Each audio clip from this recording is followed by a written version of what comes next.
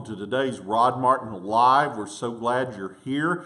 Hope you're with us all through the week at rodmartin.org, and you certainly don't want to miss the Rod Martin Report and the many other articles we publish about your world. You can read about the world anywhere, but you come to rodmartin.org to understand it. And we publish a tremendous number of things all through the week on geopolitics, domestic policy, the economy, technology, how your world is changing, how it's going to change for us, our kids, our grandkids. It is going to be an amazing century, and I want to tell you that you can learn a lot about that in our new special report, The New American Century. It's going to be a lot better than you think. You can find that when you sign up for the Rod Martin Report. It's absolutely free at rodmartin.org/NAC. That's for New American Century, NAC. rodmartin.org/NAC. Sign up, get the special report, get the Rod Martin Report every week or whenever we publish it anyway. So, if my friends off camera will quit laughing so that you hear that on camera, Avilio, we can get on with the show. And we want to start by sending our prayers and our thoughts to all the victims of Hurricane Maria down in Puerto Rico and the rest of the Caribbean. And of course, to our friends in Mexico City. What a tragedy down there. Last I saw, it was 248 lives lost, something like that. And of course, a tremendous amount of destruction. And we're praying for those guys. I want to encourage you to help any way you can. Obviously, the Red Cross and the Salvation Army are doing a lot of great work, but I want to draw your attention just briefly to Southern Baptist Disaster Relief, which is actually the third largest disaster relief organization in the United States, just doing tremendous things with a lot less money than those other guys. If you want to volunteer or give money, please go to NAM.net, that's North American Mission Board, or NAMB.net, and you can learn how to help. So let's get started. Donald Trump went to the United Nations yesterday, and it was extraordinary, truly a masterful performance. And John Bolton, George Bush's briefly UN ambassador, literally said that it is the greatest speech of his presidency. Now, honestly, I know a lot of people think that Donald Trump's speeches are terrible, but that's really not been true. The mainstream media, of course, wants to tell you that the inaugural address was some terrible, dark thing. Dark, apparently, was the talking point that was spread around by Media Matters to all of the inner media that day. But that was actually a wonderful speech. I was there. That was fantastic. And his various speeches since, especially his speech in Saudi Arabia, have really been masterful. Poland, once again, tremendous. But this really did knock it out of the park. Starting with North Korea, he could not possibly have been clearer with the North Koreans. And if you think that what he's talking about with regards to the Koreans is aimed primarily at Pyongyang, you're really missing the point. This is about China and certainly about Russia as well. Donald Trump is making clear to our fellow large powers that the United States actually is serious. We are actually resolved to handle this problem. Now, if they understand that we actually mean it, they will probably handle this problem for us. And Donald Trump understands that better than anybody. The master negotiator, once again, understands that this is a chess game, not checkers, something that was obviously lost on, honestly, the last 3 administrations. Trump gets that the Chinese do have more leverage on the peninsula than they let on. Now, if you read faithfully at rodmartin.org, you know that there are limits to China's influence there. And we've outlined those in quite a bit of detail. But it's certainly greater than they're exercising. There are a lot of reasons why China does not wish for this to be resolved. Keeping their opponent, us, off balance is certainly one of them. And it is also beneficial to them to have a somewhat volatile neighbor that isn't South Korea. South Korea is a faithful U.S. ally. It is a wonderful country if you haven't been there. 50% Christian now. It is a booming economy. It was 1% Christian at the end of the Korean War. It had a shattered economy, which had been third world before the war. It is now truly one of the most wonderful places in the world, and a terrible, terrible embarrassment to the socialists in the North. It would also be a terrible embarrassment to the socialists in China, and it would also be a military threat because, of course, China has to assume that the U.S. Army would be in a unified Korea just as it is currently in South Korea.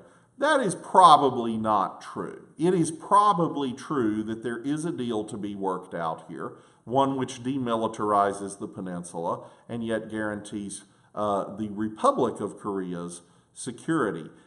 I would bet Donald Trump is angling for that. I would bet that's the end game. But I assure you, as close as we probably really are to war, nevertheless, the real end game in sight in the White House at this moment is convincing China, and to a lesser degree Russia, that it is in their interests to avoid that war, whatever it takes.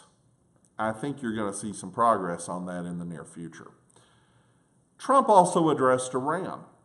Now, we published John Bolton's plan just a week or two ago, actually, on how to withdraw the United States from the truly heinous Iran deal. Trump was exactly right to tell the UN that the United States is legitimately embarrassed by this horrible deal, possibly the worst deal that the United States has ever entered into.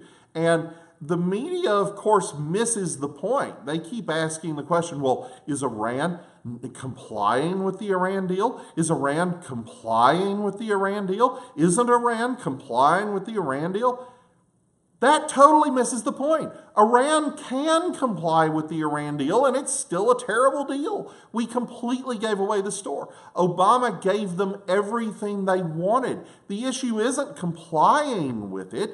They will comply because it totally serves their purposes. The Iran deal must be abrogated because it entirely serves their purposes when they comply with it. Trump gets that.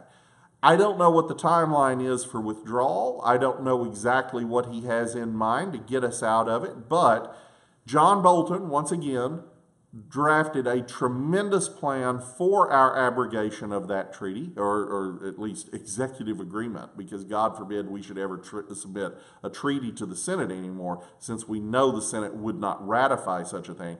This agreement must be ended. Bolton shows how. But the reason I note this is because, as you'll see, and you check it out on rodmartin.org, the first several paragraphs of Bolton's case is actually very demoralized. He is clearly of the belief, when he's writing those words just a couple weeks ago, that Trump isn't listening, that in fact the deep state has completely co-opted the White House on this issue.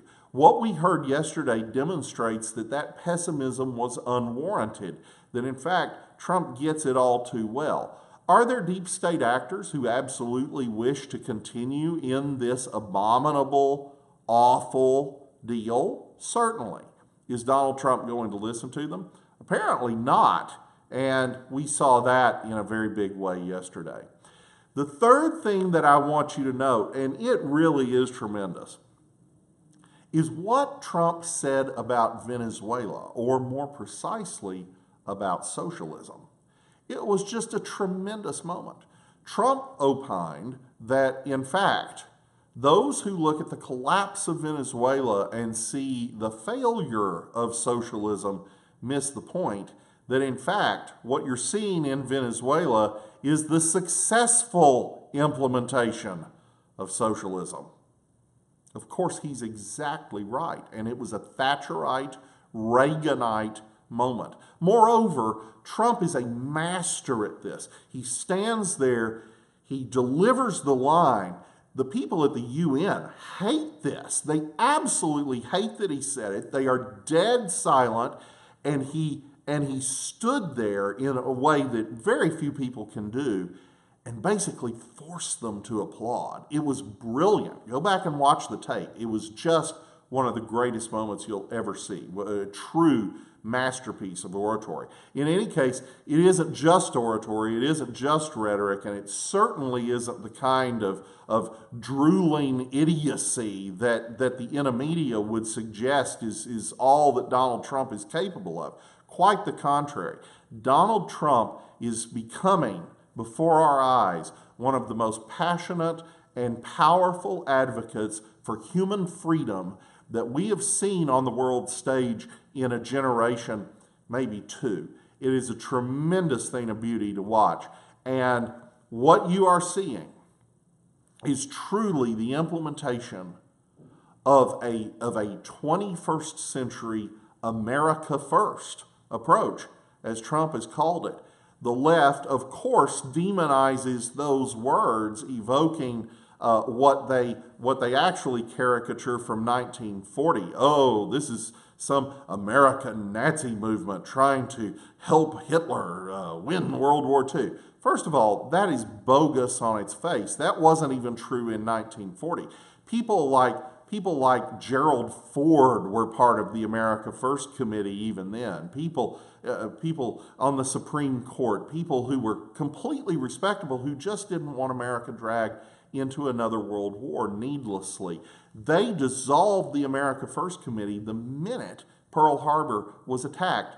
They were not the traitors that leftists pretend they are. So let's be kind to those who have gone before. But it doesn't matter, because that's not the point. When Donald Trump says America First, he is not thinking about 1940, and neither are any of you until some leftist goes on TV and tells you to think that. That's not what he's talking about. He's talking about America's leaders elected by America's people, putting American interests ahead of lower Elbonias, ahead of those bureaucrats at the UN, ahead of everybody's in the world except yours. America First doesn't have anything to do with all of the idiocy you hear on TV. It has to do with actually representing those who elected you to represent them. And it's a wonderful thing. And you heard it in spades yesterday. You heard Donald Trump stand up and articulate a vision for human freedom, human prospering, national sovereignty that reflects the interests of the people of a country, while putting American interests ahead of those other people, not in some ontological way, not in an imperialistic way, but in one sense and one sense only. I, Donald Trump, was elected as president of America, not of Egypt, not of the UN, not of China. That's a wonderful thing. That's a real step forward. And I was really proud of my president yesterday. Now, speaking of my president, what else just came out? What else just came out is CNN actually trumpeting in a headline, thinking that they're helping their case, that, oh, well, Paul Manafort, former chairman of the Trump campaign, was wiretapped, and we now know bad stuff on him. Well, they don't know any bad stuff on him. They didn't have any evidence of any bad stuff. But what they really did is they outed themselves. They actually admitted that Donald Trump told the truth months ago when he tweeted that Barack Obama had wiretapped Trump Tower. Oh, the other shoe drops. Oh, don't you remember how Donald Trump is a paranoid, lying idiot, a drooling troglodyte who just raves like a madman?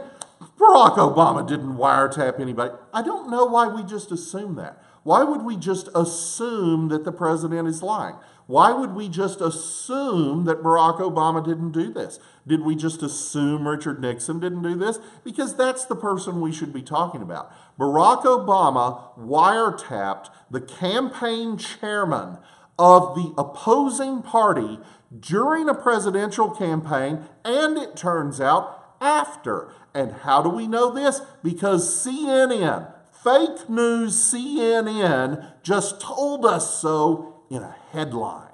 They're proud of it. They're proud of the very thing they said was a lie for the last several months. Let that sink in. Now, some of you will tell me that Paul Manafort was a bad choice for the Trump campaign, and maybe he was. There are arguments for that. I don't know Manafort personally. I know a lot of people, we have a lot of mutual friends, but I don't know the man. He wouldn't have been my pick in general, but he was the exact right choice for the job Donald Trump hired him to do. Now, you may not remember why, so let's have a little walk down memory lane.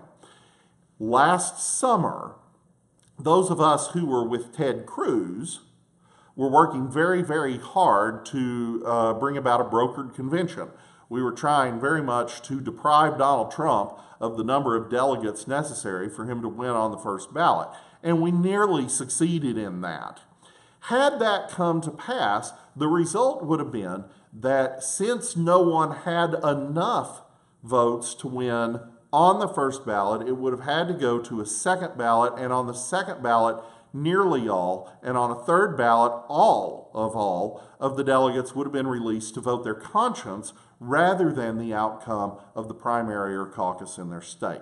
We were hoping that Ted Cruz could win that. That's what we were trying to do. Now, they took it a little bit too far. The thing that some of the Cruz supporters pulled at the convention I thought was really, really beyond the pale. And I wrote about why on rodmartin.org, and you can still read that. However, I was a Cruz man. I was there. I was trying to help. So I'm totally cool with that, and I understand exactly why Donald Trump picked Paul Manafort to be his campaign chairman briefly.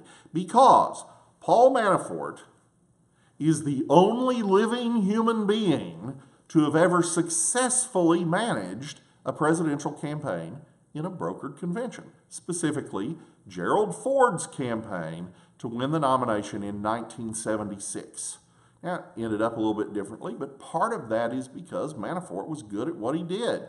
If it had been a floor fight, the man to run the campaign by far was absolutely Paul Manafort. And sure enough, Donald Trump hired him to do that job. He was there for all of about 2 months, and then he was gone, replaced by Kellyanne Conway and Steve Bannon. Paul Manafort was the right guy. So I really have an issue with all of the people who are second-guessing that decision and completely forget why it was made. But that's still not the point. The point is that Barack Obama or his minions or both deliberately chose to wiretap the opposing campaign and, yes, in Trump Tower during and after a presidential election, which is exactly what Richard Nixon did to the Democrats in 1972. It is shameful, it is wrong, it is probably criminal. And all of the people involved in that need to be investigated, probably need to be prosecuted. Some of them probably need to go to jail.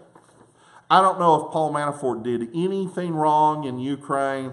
I don't know. He was representing some bad people over there as a consultant.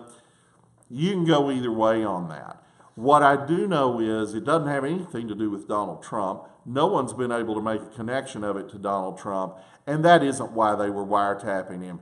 Don't think for a second it was. They weren't thinking about this at all. They were thinking about the same thing they were thinking about at the same moment when Debbie Wasserman Schultz and Hillary Clinton conspired pretty openly at this point to steal the nomination from Bernie Sanders, the same thing they were thinking when Debbie Wasserman Schultz's successor, Donna Brazile, stole debate questions from CNN not only during the campaign for the primary nomination, but also during the general election campaign against Donald Trump for Hillary Clinton, obviously with Hillary Clinton's full knowledge. They stole debate questions to attempt to defeat enemies by cheating. This is who they are. This is the corruption at the highest level of the Democratic Party. This is why they were wiretapping Paul Manafort, and heads need to roll.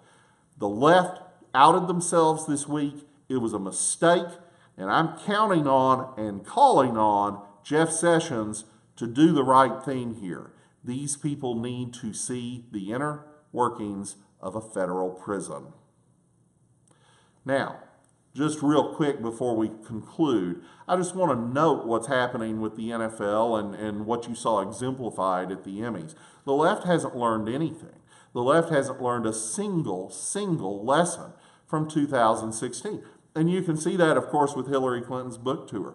I don't know how many excuses the woman is up to at this point. It's something like 57 or 64. She has blamed absolutely everything and everyone, including Martians and Klingons, for her loss. And when asked directly by Matt Lauer, do you think that any of your decisions by themselves, do you think anything and everything you did could have possibly added up to a loss just because you made mistakes? Her answer was no. No, Hillary Clinton could not possibly make a meaningful mistake.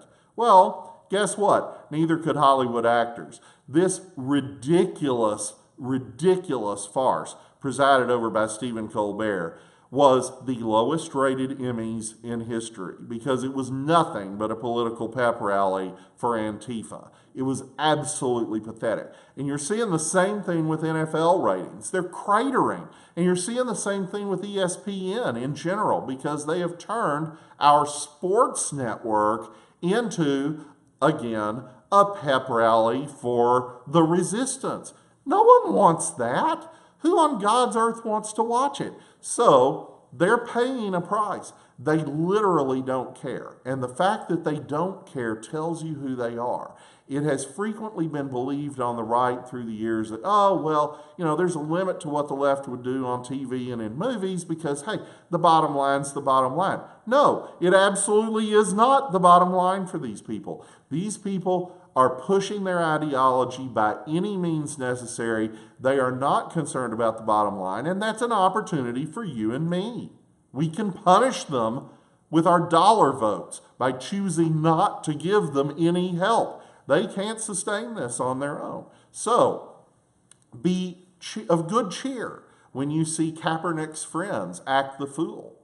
I would like to know what line, and we're going to have to publish something on rodmartin.org. I would like to know what line of the Star-Spangled Banner makes it a, quote, racist anthem, as was just graffitied on a statue of Francis Scott Key. I would like to know what part of that anthem, whether it was the part where we saw our flag still flying, or maybe when we defeated the British, who at the time also owned slaves. What was it about that made it racist? I challenge you, maybe you can put in the comments somewhere under this episode of Rod Martin Live. Can you find the racist lines of the Star-Spangled Banner? Let's hear your comments. I'm very, very interested in that. But while they make fools of themselves, we, the real America, the people who realize that this is the greatest nation on earth and that there's a reason millions of people try to come here every single year, we are winning because these people are too stupid to win. I want to end up on Obamacare. You didn't think we were going to talk about Obamacare a week ago, I guarantee you, because everybody thought this was dead and gone. And I told you at the time, do you really think Donald Trump is going to let this go? Did he not keep pushing Mitch McConnell even after McConnell gave up? How many times did he tell you he was going to do this? Donald Trump does what he says, folks. He really, really does. And how many times did I tell you a minute ago? I was for Ted Cruz. So I'm not saying this as somebody who's just a Trump fanboy or anything. I'm telling you, the more you pay attention to the guy, the more you realize he really means what he says, and he really follows through on it. Look, the Obamacare thing may or may not happen in the next week, but don't count it out.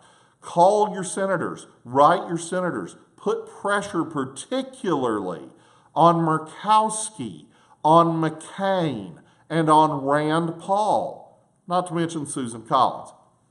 Those are the ones you need to focus fire on. And I would encourage you to go after two more. You need to send some strongly worded messages to Joe Manchin and Heidi Heitkamp. You need to go after them, especially Manchin. These are people who could potentially cross the aisle. We have to get enough votes here. This bill that McConnell has brought forward, look, I talk a lot of smack about Lindsey Graham, so I gotta be fair here. Lindsey Graham has put this thing together more than any other person. I'm really kind of proud of Lindsey. I never really thought I'd say that. It's hard for me to say nice things about Lindsey Graham. It just goes against my inner nature. But Lindsey Graham may end up being the hero here. And so we really, really need, folks, to put pressure on these guys. No one more than John McCain, but also these other folks. There is a path to 50 votes in the United States Senate for a bill that is better than the one that lost last time, and we can break the tie with Vice President. We could repeal Obamacare this year. And not only that, we could repeal Obamacare. Can't do all of the reforms we'd like to do. That's going to take another election. We're going to need a few more senators. We're going to need to be able to do something beyond what can be done under the reconciliation rules. But we can make a huge start today. And after the 2018 election, when they're defending 25 Senate seats and we're defending 8, we're going to have a chance to do real free market health care reform that goes far beyond just repeal. That's in view. Tax reform could happen this year too, and as you can see, all of this is because Donald Trump just does not know how to stop. I'm impressed. I truly am. Now, one last thing before we go. On Monday, I was in a meeting with several people, but one of them is one of the gentlemen who got canned when H.R. McMaster came in as National Security Advisor. If you pay attention to what I write and what we publish on rodmartin.org, you know my issues with McMaster, who unquestionably is a great general and a patriot and a hero in many, many respects, but is probably one of the worst possible choices Donald Trump could have made for National Security Advisor on many levels, and a true disappointment. It's one of the few real disappointments I have with this administration so far. McMaster is not the right guy for this job, and he has gotten rid of some truly great people, such as Sebastian Gorka, who, if anything, should have been National Security Advisor. I was with one of the gentlemen that McMaster has purged, and he was predictably pessimistic. When you lose your job, that happens. It was a relentlessly pessimistic meeting. It was honestly so discouraging that you left kind of wanting to hang yourself. It was just really bad. Those of you who were there, who are hearing my words, listen closely. You will never raise money by doing what we did on Monday. Terrible. Anyway, back to the rest of you. That relentless pessimism is uncalled for.